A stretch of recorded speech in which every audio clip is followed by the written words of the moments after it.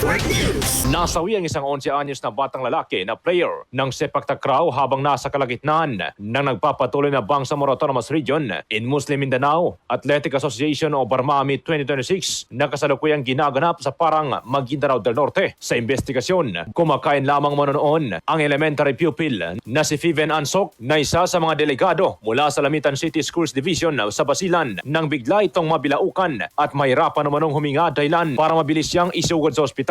Ilang oras pa ay nalagutan na ito ng hininga matapos magkaroon ng acute respiratory failure due to aspiration batay sa findings ng kanyang doktor. Kasunod nito ay kagad na naiuwi sa kanyang pamilya ang mga labi ng biktima sakay ng speedboat ng Lamitan City Disaster Response Team. Gayunpaman, inihayag ng mismong nanay ng biktima na si Flor Ansok na anya ay wala umanong karamdaman ang kanyang anak bago ito lumisan at sumabak sa nasabing palaro. Nakitaan din nila nang hindi pangkaraniwan ang bangkay ng anak matapos magdugo ang ilan sa bahagi ng kanyang katawan maski ang ilong ng kawawang bata. Kasama mo sa DXMY 90.9 RMN Cotabato, Radyoman Jules Di Mapalaw, Tatak RMN. RMN Network News.